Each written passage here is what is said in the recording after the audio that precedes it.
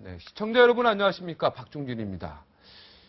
어제 낮에는 그 북한 중대 발표로 한때 긴장했었죠. 네, 그게 이제 김정은 원수 추대 발표여서 모든 기자들 다 대기하고 있었는데 허무했습니다. 그런데 오늘 또 낮에요. 속보가 떴습니다. 뉴스가 떴습니다. 안철수 사실상 대선 출마 선언. 사실상입니다. 이 사실상. 이건 뭡니까? 대선 출마 선언이면 선언이지요. 사실상은 또 뭡니까? 이것도 실은 오늘 출간된 안철수 원장의 책을 기자들이 그냥 뚝딱뚝딱 읽고요. 쓴 기사들 같습니다. 웃지 못할 총극 아니겠습니까? 안 원장님 하루빨리 결단하시고요. 결심이 서면은 연락 주시면 감사하겠습니다. 꼭 모셔서 시원하게 말씀 좀 청해 듣겠습니다. 여의도 정가 먼저 짚겠습니다. 캐도남마 둔도 검객입니다. 전원책 변호사. 오늘도 촌철살인 논평을 준비했습니다. 들어보시겠습니다. 안녕하십니까? 예, 안녕하세요. 오늘 안철수 원장 사실상 대선 출마입니다. 예. 오늘로서 지금 대통령 선거가 정확하게 5개월 남았습니다.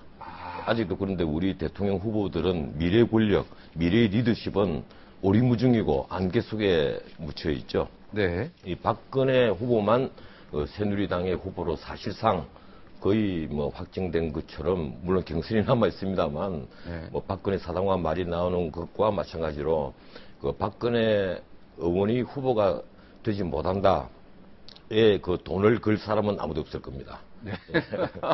돈을 건다면요. 경선에서 이기는 그 부분 얘기죠. 그래서 말입니다. 네. 이 안철수 그 교수, 지금은 교수라고 불러야 되겠죠. 그분이 대담집을 냈더구만요. 이 책을 냈다는데 나는 우리 정치인들이 책을 낼 때마다 늘 궁금하게 생각하는 게 있습니다. 저도 출판들을 좀 했습니다만 과연 그분들이 직접 다 책을 쓴 것일까?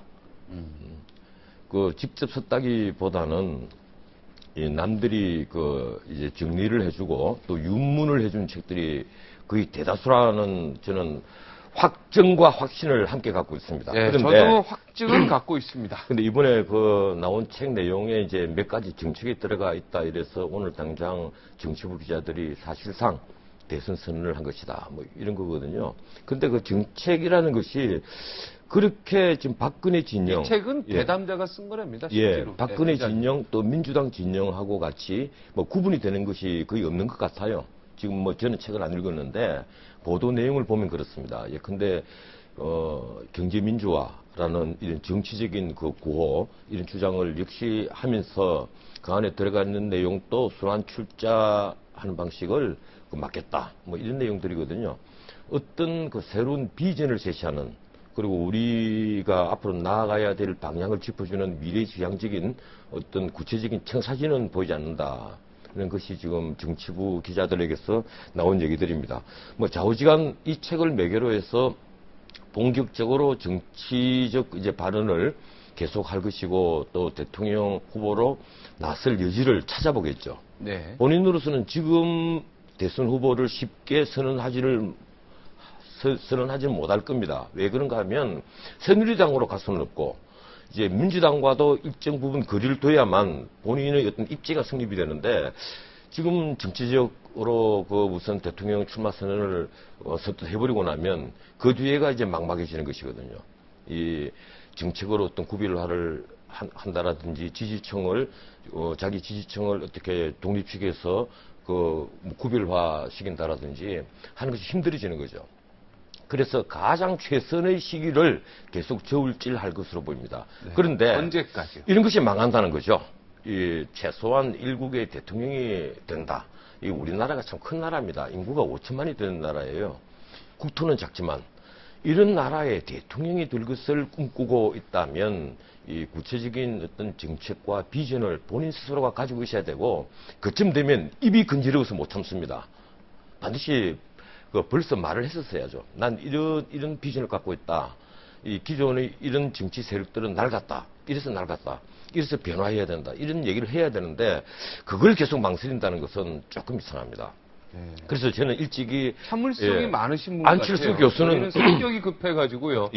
그 아니오를 빨리 먼저 얘기하는데. 안철수 교수는 결국 나는 출마하지 못할 것이다. 여기에 나는 배팅을 합니까? 나 동지를 던지겠다. 이런 안철수 얘기를 원장은 결국은 출마하지 못할 것이다. 나는 큰 돈은 걸지는 못하겠지만, 네. 물론 이 야권 후보 단일화를 위한 어떤 그 배후 공작으로서 출마 선언을 할 수 있겠죠. 네. 근데 문재인 후보라든가 김두관 후보와 이 단일화를 위한 어떤 도구로 자기가 그 뭐 불쏘시개가 될 뭐 그런 의미에서 출마 선언은 가능하겠지만 정말 진지하게 대권을 그 노리는 출마 선언을 한다면 저는 그 배후는 청와대가 아니면 난 그럴 가능성은 거의 없다고 봅니다. 배후에 청와대가 있어요. 배후에 만약에 MB가 있다면 그건 네. 모르죠. 아직까지는 살아있는 권력이니까. 네. 그렇다면 그 배후라는 얘기는 청와대에서 안철수 원장을 지원하지 않으면 이런 얘기죠. 예, 그렇죠. 네. 살아있는 권력이 지원을 한다면 또 다른 변수가 될 가능성은 있습니다. 그때는 출마할 수 있겠다. 그렇지 않다면 지금 안철수 그 교수가 독자적으로 정말 대권을 노려가면서 출마 선언을 하기에는 그래도 역부족적인 부분이 굉장히 많이 있습니다. 우선 조직이 없죠. 청와대 배후설에 대해서는 지금 전원책 변호사님의 그냥 지금 즉흥적인 이야기입니까? 오래전부터? 아니죠. 오래전부터 여러 군데서 많이 나오고 있지 않습니까? 이 안철수가 최초로 이 안풍이 뜬다. 이것이 이제 첫 보도였습니다. 작년에. 네. 이럴 때부터 그 밤 10시경에 이 트위터라는 SNS가 돌기 시작했거든요.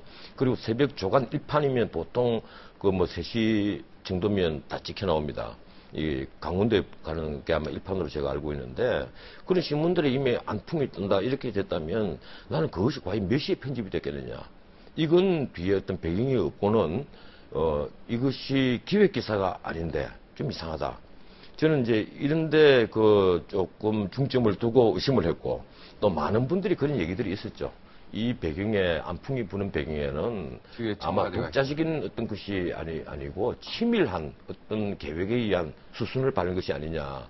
뭐 이런 말들이 많이 나왔었죠. 청와대가 배후에 있을 이유라도 있습니까? 글쎄 모르겠습니다. 이 청와대로서는 그 만약에 배후에 있다면 이제 이건 의무설인데요. 이런 뭐 방송에서 하기에는 적절하지 못한 부분은 있습니다. 근데 퇴임 후의 안전을 고려한다라든지 이건 박근혜 후보는 못 믿겠다 이런 얘기죠. 그렇죠. 그쪽으로 권력 재창출이라고 볼 수가 없다. 또 민주당은 더더군다나 못 믿겠다. 네. 이러니 참 후진적인 정치 형태고 문자 그대로 정치의 공각적인 발상인데 네. 과연 그런 것이 통하겠느냐 이제 이런 생각들을 다 하지만 그런 말들이 공공연하게 우리 언론계를 중심으로 떠돌 정도로 아직 우리 정치의 양태가 아주 뒤떨어져 있고 뭔가 이 부패한 구석, 후진 구석, 좀 치사한 면 이런 것이 있다는 겁니다. 네, 설에 불과하죠. 지금 말씀하시는 거. 설에 불과하지만 소문에 불과하죠. 전체적인 과정을 보면 네. 단순히 설이라고 그냥 웃고 넘기기에는 네. 뭔가 좀 이상한 부분이 있어 왔다는 거죠. 뭔가 논리가 있다라는 얘기죠. 예, 그렇죠. 네. 의도도 있어 보이고. 그렇지 않다면 지금 우리나라의 이 안풍이 이런 식으로 분다는 것은 이게 세계 정치 학사에 남을 네. 만한 하나의 기록이 될 겁니다. 네. 박근혜 후보가 DMZ라 그러죠.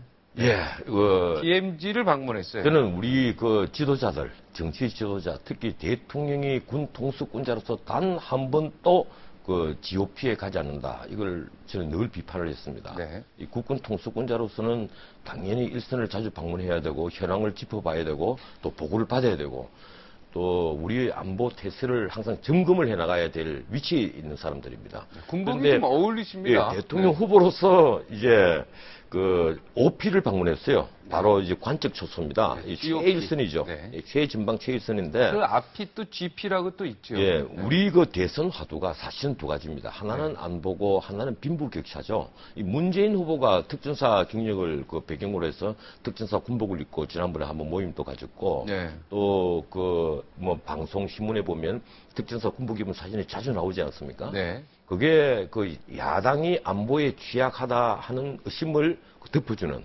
굉장히 중요한 선전이죠. 굉장히 중요한 사진입니다. 그 사진이야말로. 네. 그 사진 때문에 저는 문재인 후보의 지지도가 한 몇 프로는 올라가는 것이 아니겠느냐 이런 생각까지도 하고 있거든요. 네. 특히 이 전역을 한 제대군인들에게는 아주 호감을 주는 그런 사진이죠. 문제는 이제 그런 데 비해서 박근혜 후보는 여성이고 군대와는 거리가 먼 분이라는 겁니다. 그런데 어제 OP를 방문을 했죠. 근데 여기서 하나 짚고 넘어가야 될 문제가 있습니다. 어제 오피에 갔을 때 그 많은 사람들이 그 부대의 정문에서 기다렸다는 겁니다. 거기에는 그 일선 부대, 바로 그 부대의 그 상위 부대인 사단장이 기다리는 것까지는 저는 이해를 할 수가 있습니다. 유력 정치인이고 또 현재 집권 여당의 그 대통령 후보 중에 한 분이니까 경선에 나온 후보고 가장 최유력한 후보니까 뭐 사단장이 기다리는 것까지는 이해를 하는데 거기에 그 차상위 부대인 군단장까지 나와서 계속 1시간 40분 동안 수행을 했다. 난 이건 굉장히 문제가 있다고 봐요. 그거 자칫 잘못하면요. 눈도장 찍기, 미래 권력에 대한 과잉 충성 그런 것으로 보일 가능성이 있고 좀 진지하게 얘기를 하자면 그 군의 정치적 중립을 해할 수 있는 그런 태도라는 겁니다. 네. 다행히 군 지휘관이 자기 자리에 있어야죠.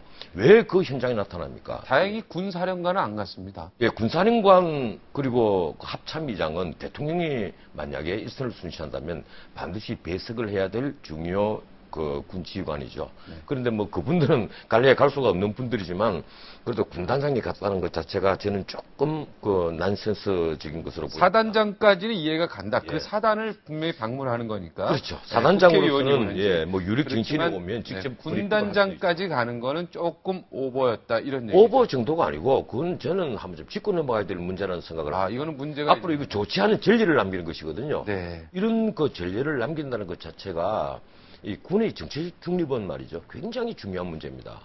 이 무력을 가진 곳이 바로 합법적인 유일한 무력이 바로 군대입니다. 우리 민주국가에 있어서 그런 그 군대가 정치적 중립을 가지지 못한다면 이건 그 후진적인 정치 형태를 계속 반복할 위험성이 있는 것이거든요. 네. 그래서 군의 정치적 중립에 어긋나는 어떤 행동 같은 것은 가급적 조심을 해야 되지 않느냐. 네. 이제 그런데 그런 점이 제 눈에는 조금 거슬렸습니다. 네, 이 군대 생활을 오래 한 저로서는 조금 이 문제를 좀 심각하게 봤어요. 네, 참고로 우리 시청자 여러분이 저는 즉 변호사니까 변호사만 예. 한 수십 년 생 것처럼 아니고 군대 예, 수십 년 했죠. 그러니까 대령 예비역 대령 예비역 예, 중령입니다.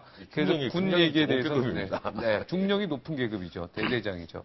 예. 어제 그래도 또 박근혜 그 의원이 그 자리에서 나와가지고 뭐 기자들하고 이런저런 얘기를 하면서 또 재밌는 얘기를 두 가지를 했죠. 박지원 원내대표, 예, 예. 민주당 원내대표에 대해서 예. 검찰 소환 불응에 대해서 책임 있는 예, 그런 그랬죠. 모양을 보여야 된다. 예, 이렇게 책임 있게 행동하라. 네. 이제 그런 얘기를 했는데 이 문제가 좀 그 짚고 넘어가야 될 부분이 많은 것 같습니다. 이 원래 정두원 그 의원의 그 체포 동의안을 부결할 때 뭐 일부 언론에 그런 게 보도가 되지 않습니까? 국회에서 그 박지원 그 원내대표가 민주당의 그 투표를 진두지휘를 하면서 나중에 부결이 되고 나니까 민주당 의원들이 얼굴이 환해졌다. 그 실제 숫자상으로 보면 이게 합작이 맞거든요. 네. 그 새누리당의 특히 쇄신파가 반란을 일으켰다는데 그 남경필 의원들이라든가 이런 분들은 의원총회에서부터 그 반란을 일으켰다는 것 아닙니까? 이게 전체주의냐? 네. 이런 식의 표현까지도 이런 이상한 표현인데 그런데 문제는 민주당 얼굴이 환해졌다는 것은 결국은 이제 박지원 그 원내대표가 수사를 그 받고 있는 상황이었고 곧 그 소환을 앞두고 있었으니까 바로 그 문제와 그 연결이 된 것이 아니냐 이제 이런 추측을 많이 나왔죠. 근데 박근혜 후보는 일관성은 있었던 것 같은데 정두원 의원한테도 책임 있는 모습을 보여라 그랬고 예, 책임 있게 행동하라 그랬죠. 박지원 원내대표에도 책임 있는 행동을 해라. 예, 뭐 그렇게 따지면 일관성이 있는 건데 네. 문제는 이 정두원 의원이 그 부결되고 나니까 그 소위 복도 정치라는 걸 했지 않습니까? 네. 그래서 사당화 아니냐 뭐 이게 새누리당이 박근혜 1인 정당이라는 것은 천하가 다 아는 사실입니다. 그런데도 새삼스럽게 이게 사당화다, 아니다. 이런 또 말이 나오는 것 자체가 아주 웃기는 거죠. 솔직히 양식 있는 분들 같으면 그런 말 자체를 애초에 안 해야 됩니다. 이게 사당화라고 뭐 표현하기는 뭐 합니다만은 박근혜 의원의 그, 의사결정이 이 새누리 의사결정이라는 것은 천하가 다 아는 사실이고 그것이 또 현재입니다. 네. 현재의 일입니다. 그런데도 불구하고 뭐 사당화이 아니니 그런 걸로 갖고 논쟁을 할 필요는 전혀 없는 것 같아요. 사당하라는 단어를 쓸 필요 없다. 예, 전혀 없는 거죠. 그걸 새롭게 예, 쓸 이유는 그런데 없다. 문제는 그렇습니다. 이 박지원 원내대표가 지금 소환을 그 당했고 오늘 당일 불응을 했습니다. 그런데 이 민주당이라든가 야당에서는 늘 하는 얘기가 있어요. 자기들이 이제 소환을 당하고 수사를 당하면 이건 정치 탄압이고 공작 정치고 그리고 물타기 수사다. 뭐 대선 자금을 수사하려고 하는데 그걸 적당히 하려고 하니까 물타기 수사한 거다. 아니면 공작 정치다. 뭐 이런 식이거든요. 그런데 과연 그렇습니까? 그건 아니라고 저는 생각을 합니다. 이 새누리당의 어떤 의원이 그 문제가 됐다. 아니면 대통령의 측근이 그 뭐 부패 혹은 비리로 수사를 받는다. 이러면 그것이 뭐 아주 부패했고 뭐 했고 뭐 이런 식으로 엄청난 공격을 하면서 자기들이 공격을 받으면 첫째 그 공작 정치라고 부름을 해버리고 두 번째는 소환을 돼도 묵비권을 행사를 합니다. 심지어 법정에서까지 묵비권을 행사하죠. 네. 예, 그래서 통하기도 하고요. 네. 그런 식으로 국민의 시각을 호도한다는 것 자체는 쉽게 말하면 그 남이 하면 흔히 하는 말로 남이 하면 그 이거는 불륜이고 자기 하면 로맨스다 뭐 이런 식으로 그 비판받을 소지가 다분한 거죠. 그러니까 검찰 소환에 응해야 된다고 주장하시는 예. 거죠, 변호사님은. 그런데 더 좀 나아가서 살펴보자면 이 박지원은 민주당에 지금 짐이 되고 있습니다. 앞으로도 그렇게 될 겁니다. 이 박지원 원내대표에 대한 수사가 민주당의 짐이 된다. 예, 앞으로. 수사가 민주당의 지금 대권 후보들에게는 지금 엄청난 짐이 되고 있는 거예요. 겉으로는 웃고 있지만 그리고 겉으로는 이것이 그 공작 정치다. 이게 왜 정치 탄압을 하느냐 이렇게 함께 공격을 해주고 있지만 속으로는 지금 미칠 지경이겠죠.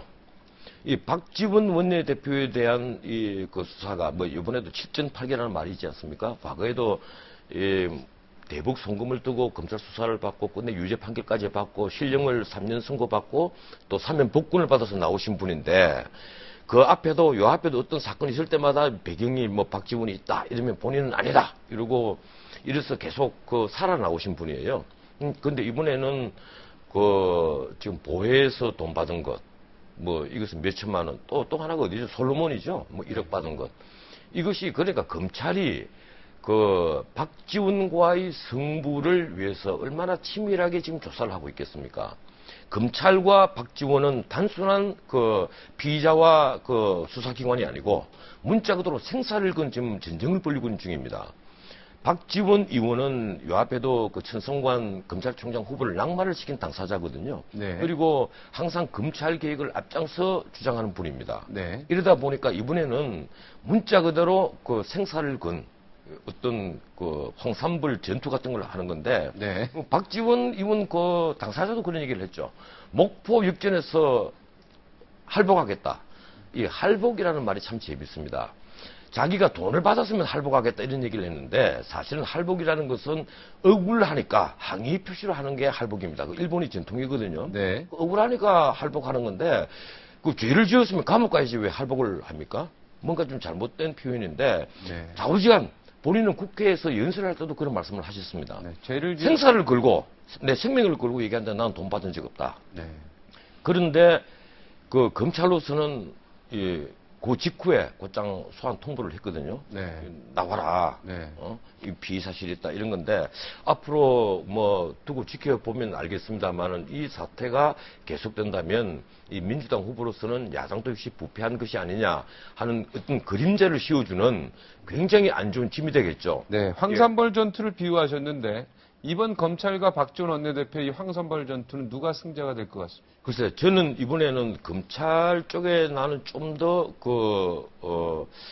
동전을 더 던져주고 싶어요. 만약 내기를 검찰 한다면, 쪽에요. 예, 검찰 쪽에다. 검찰이 왜 그런가 하면 승할 것이다. 검찰이 지금까지 박지원 의원에게 계속해서 패배한 것과 다름없습니다. 네. 이 앞에 3년 실형 선고받은 것도 사실은 150억이라 크는 뇌물 부분은 대부분에서 무죄를 받았거든요. 네. 물론 나중에 작년이죠. 작년에 그 돈을 전달해 준 사람이 귀국을 해서 검찰이 수사를 했는데 그건 이미 이 사건으로 무죄를 이미 다 받아버렸으니까 네. 수사를 해봤자 뭐 말짱 꽝 이렇게 돼버린 거죠. 네. 그런데 이번에 민주당으로서는 이제 유일하게 남은 꾀가 그겁니다. 8월 3일 날 끝나는 7월 임시국회 이 직후에 곧장 방탄국회를 열겠다는 것이거든요. 네. 그래서 지금 김병화 대북관 후보에 대한 그 지금 인사청문회 그 조사보고서 그 뭐 채택 그 자체도 안 하는 거죠.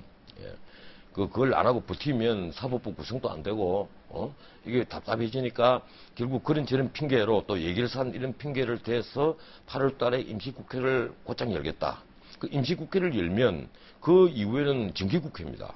연말까지 계속 국회가 가는 계속 거죠. 방탄국회가 이어진다 이런 얘기죠. 방탄국회가 되면 결국은 박지원에 대한 수사를 물 건너가게 되는 거죠. 아, 그게 원래 시간이 그렇게 막 늘어지면 검찰이 수사 못하는 겁니까? 뭐 결국은 체포 동의안이 만약에 부결된다면, 네, 부결된다면. 지금 뭐 정두원 그 체포 동의안이 부결이 됐으니까 박지원 체포 동의안이 가결된다는 것은 거의 물 건너간 거와 다른 모습 네네. 보이는데, 부결된다면 박지원 원내대표가 자신에서 검찰로 가지 않는 한 그분을 피의자로 수사를 할 방법이 전혀 없죠. 네. 예, 이러다 보니까 그 민주당으로서는 유일하게 지금 그 남아있는 방책이 방탄국회를 8월 4일 날 곧장 여는 것인데, 여기에 새누리가 동의할 것이냐 안 할 것이냐, 저는 이것도 그 굉장히 관심 있는 대목이다. 네, 관심 있는 대목이라고 네. 생각을 합니다. 네. 뭐 앞으로 지켜봐야 될 문제겠죠.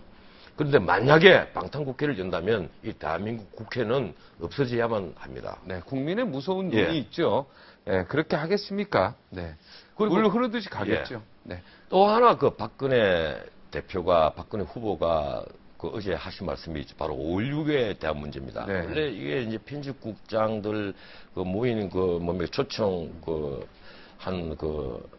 모임에서 하신 말씀인데, 이건 막 최선의 선택이었다. 불가피한 최선의 선택이었다. 5.16을 두고 얘기했지 않습니까? 그런데 문제는 그분이 따님으로서는 하실 수 있는 얘기예요. 우리가 왜 이제 그런 문제를 계속 짚는가 하면, 국가 원수가 되실 분으로서 어떤 국가관, 그리고 민주주의에 대한 견해, 이걸 듣고 싶어 하는 거거든요. 따님으로서 할 얘기가 있고, 또, 이 나라의 지도자가 되실 분으로서 하실 얘기가 있으니까, 그걸 사람들이 따지고 싶어 하고 궁금해 하는 거니까, 5.16이 불가피한 선택이었다. 이 얘기에 대해서 여야 갈 것 없이 많은 분들이 지금 질타를 하는 건데, 정말 제일 이 박근혜 의원의 표를 깔아먹는 사람이 누구냐? 바로 캠프에 있는 분들입니다. 박근혜 후보로서는 그런 말을 해도 뭐 따님이니까 하고 국민들이 용서를 해줄 수가 있어요. 네. 근데 그 밑에 있는 캠프의 소위 그 좌장을 비롯한 많은 교수들이, 그것도 이 사회의 신망을 받고 있는 교수들이 5.16은 혁명이다, 이런 분이 있고, 또 혁명일 수도 있고 쿠데타일 수도 있다, 이런 얘기를 하는 분도 있고, 심지어 어떤 분인지 뭐 이 박효준 교수님 같으신 분은 뭐 그런 네. 말씀을 하셨죠. 네. 그 뒤에 이 변화를 봐서는 이게 쿠데타지만 뭐 혁명이라고 볼 수 있지 않느냐, 이런 말씀을 하셨고, 또 이상돈 교수 같으신 분은 처음에는 혁명이다 이랬다가 이튿날 또 정정을 했죠. 네. 아, 내가 뭔가 실수했다. 네. 뭐 말을 잘못했다. 그건 혁명이 아니고 쿠데타다, 군사정변이다, 이런 얘기를 했고.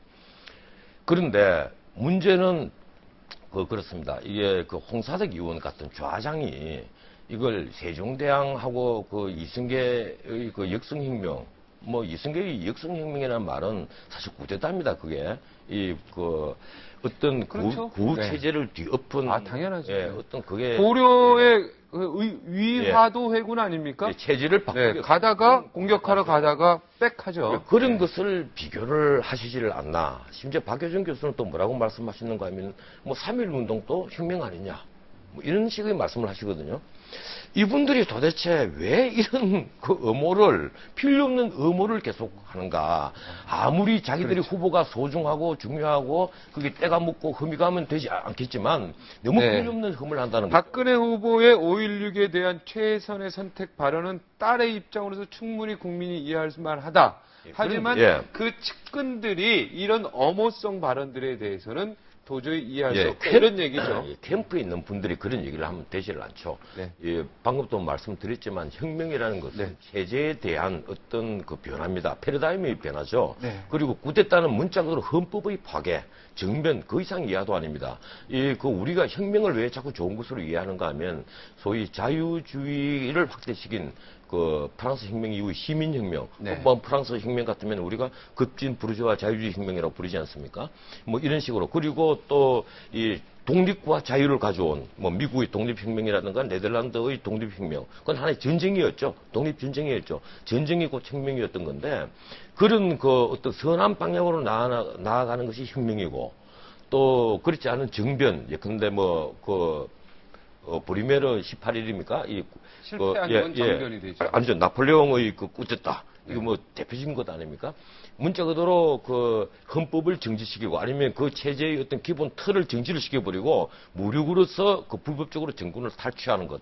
그것이 쿠데타거든요. 네. 예. 그래서 우리가 마치 혁명은 좋은 것이고 쿠데타는 나쁜 것이다. 이런 식으로 자꾸 오해를 하는데 둘 다 체제를 정지시키는 것은 똑같습니다. 네. 다만 하나는 패러다임을 완전히 바꾸는 것이고 하나 문자도 구체제를 엎고 새로운 신체제로 나아가는 것인데 다행히 혁명이라는 것이 대부분 그 러시아 혁명 같은 것을 빼고 대부분의 혁명이 좋은 방향으로 나아갔기 때문에 근데 자유의 확대, 시민권의 확대 이런 것으로 나아갔기 때문에 혁명을 좋은 것으로 이해를 하는 것이죠. 네. 그런데 5.16은 꽃됐다는 것은 분명하다는 네, 거예요. 알겠습니다. 전원책에 말하는 오늘의 촌철살인. 글쎄요. 지금 정운찬 총장님이 기다리고 있습니다. 아, 예, 그렇습니다. 전 총리가 기다리고 저도, 있습니다. 저도 잘 네. 알고 존경하고 있는 네, 분입니다. 전원책의 촌철살인 한마디. 권력자의 머리를 조아리는 자는 좋은 문장을 남기지 못한다.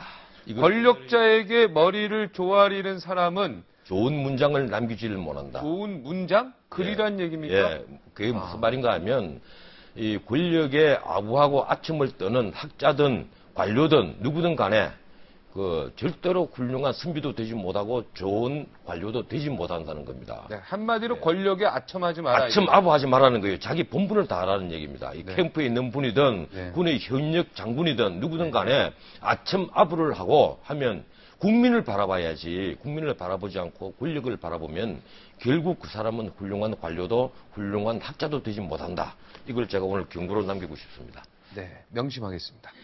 고맙습니다. 그건 박 부장님 명심할 일이 아니고 아니, 그 저도 권력에 아부하는 사람 저도 뭐 이 듣는 여러 시청자의 한 사람으로서 이거는 진리 같은데요? 권력에 아첨하고 싶진 않은데요? 제가 드리는 촌철살인은 늘 진리입니다. 네, 그렇습니까? 예, 너무 자신하지 예. 마세요. 네. 여기까지만 하겠습니다. 감사합니다.